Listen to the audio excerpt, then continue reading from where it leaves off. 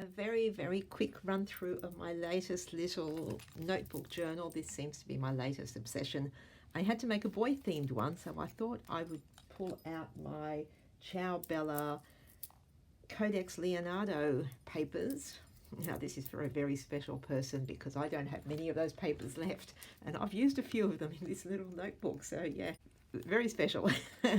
Okay, so I've got a little elastic holding it together, and this is actually a charm from a Tim Holtz Halloween set, but it says the past is a very determined ghost haunting every chance it gets. I kind of like that, and I thought, you know, with the Leonardo theme, it kind of went well. I've got a whole lot of dangly bits hanging off the spine there.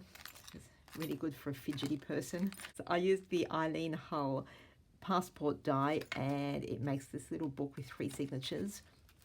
So I've made it so that the first, and I haven't done anything to decorate the cover, by the way. I've just left it really plain because there's so much going on already, and I have laminated it. And this is my first signature, and I have just used tea-dyed paper and tea-dyed, I think this is called canvas paper, so it's the texture of canvas, but it's actually in a paper pad, or in a pad. So I've pulled out a sheet and tea-dyed that. So there's a bit of texture going on, and the old looking pages, which kind of suited the theme really well. This little notebook gift is for a person who likes to do a lot of writing of thoughts and things. We are very similar that way. So I think this is going to be used. This is going to be used, full stop. And the next one is a mixture of just copy paper, so lots of writing of thoughts and things, but I've interspersed it with pages that I have cut out from an art book that I picked up at a St. Vincent de Paul store, and I've pulled out a couple of pages that were about Leonardo da Vinci, and I have cut them to make the pages.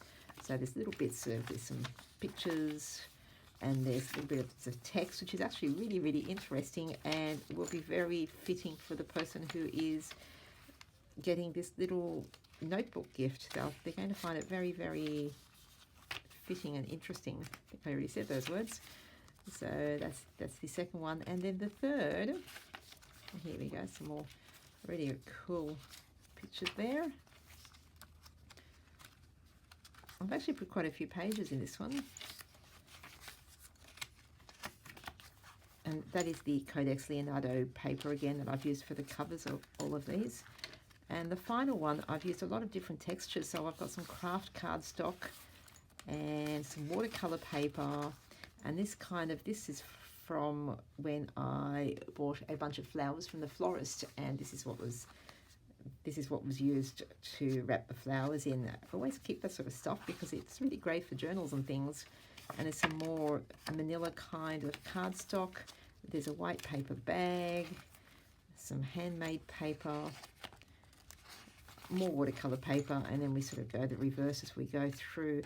When I get to the paper bag part on this side, it's sort of, because of the way that I cut the bag, it did end up coming apart. So I put a bit of washi tape along the sides to hold it, and I folded down this bit to make a pocket, and I've put in a couple of bits cut from that collection as a tag, and a little quote that says, "The artist sees what others only catch a glimpse of."